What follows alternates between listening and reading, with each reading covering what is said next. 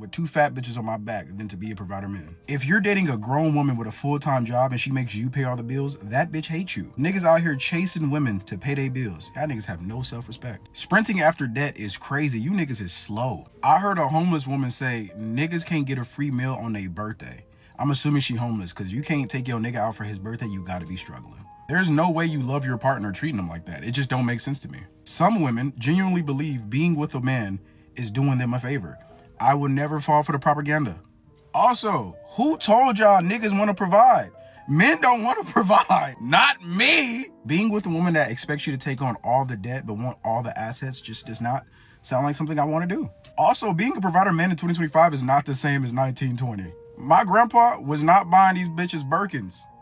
They was not paying for car notes, not insurance, not BBLs, not lip injections.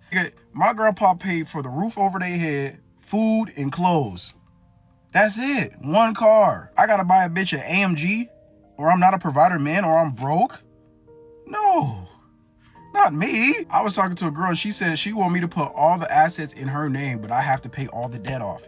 I buy a house, put it in her name, but pay the house off myself.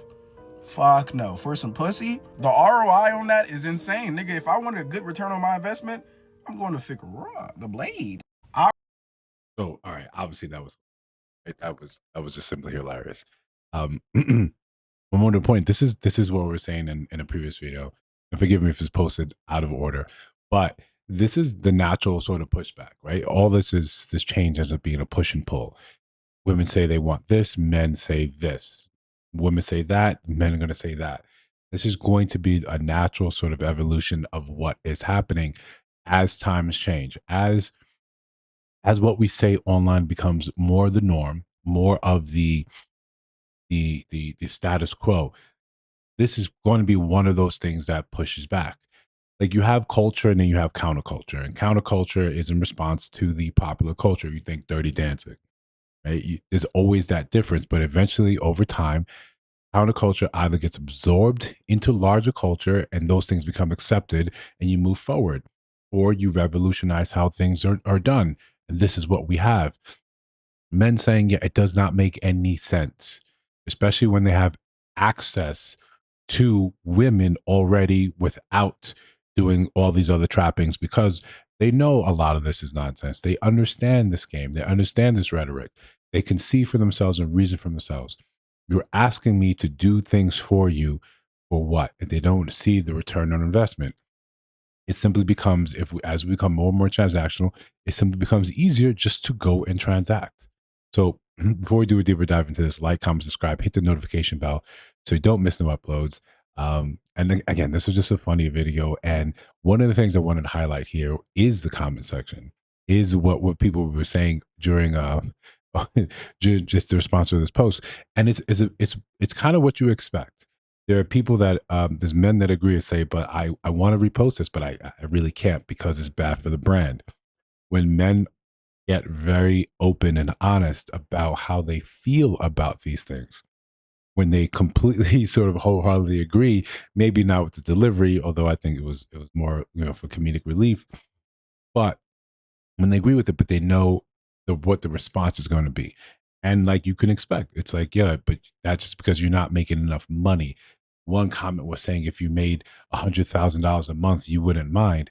And it's like, how unreal. And this is from a man. He's like, how realistic is that? Like, not everyone's going to make that sort of money to just invalidate everything he's saying.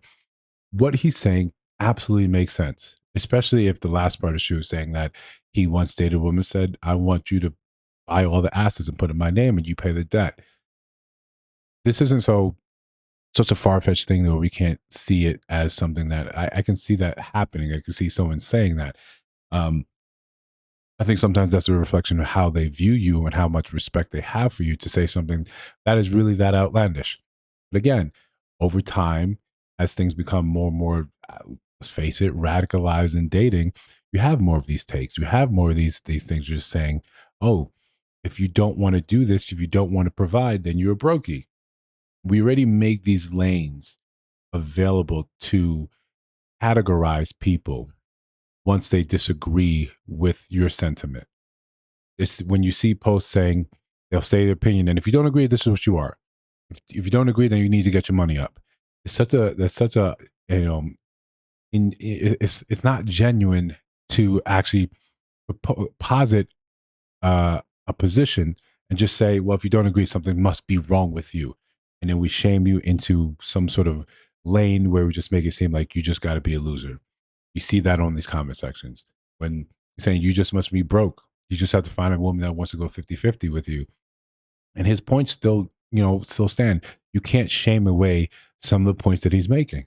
It doesn't make sense for you to become something to navigate the world correctly, with energy, with vigor, with ambition, and make the right decisions for your life so you can simply provide for someone who just was born pretty.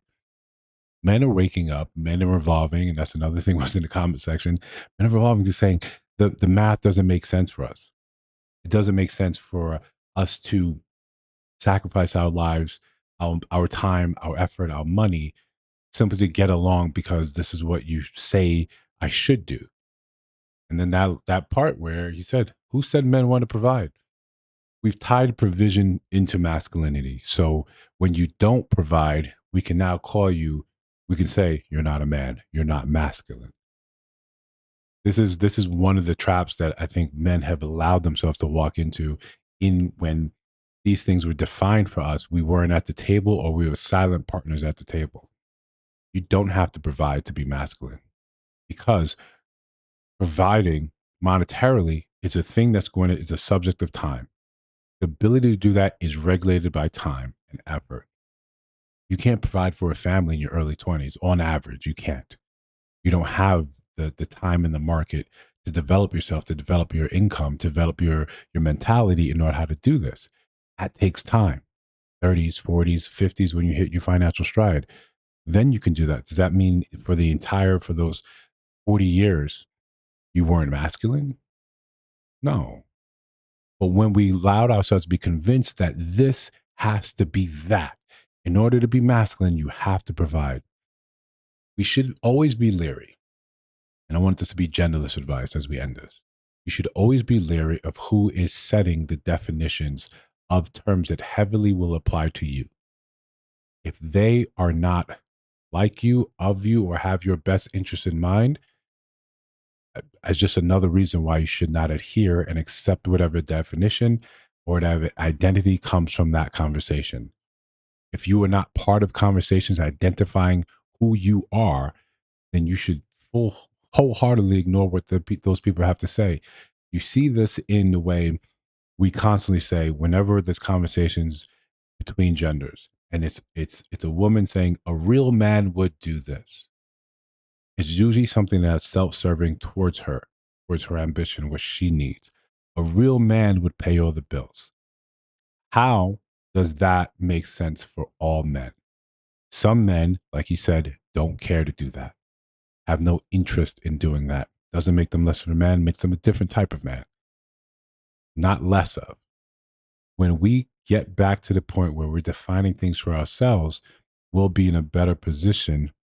And I know we took this from a humorous sort of video, and I hope you took that as a humorous video, as a little palate cleanser from the stuff that we usually end up talking about that sometimes gets heavy. But we need to be cognizant of how these definitions and labels are applied to us. How sometimes if something doesn't make sense, you're under no obligation to accept it. You do not have to provide if you do not want to provide. You just have to find someone in line with you. That's all we all have to do. You can't shame someone into doing what you want. As in the comment section, as this young man stood up for himself, which kudos to him. Of course, if you disagree with anything I have to say, or just want to add to the actual story, to the comment section, please do so there. And of course, if you see videos on your screen, take a look at those. Let me know what you think there. If you listen to sound of my voice right now, you haven't subscribed, shame on you. I can't shame you into doing that. So just do it so you can be part of the next conversation. I'll see you in the next one.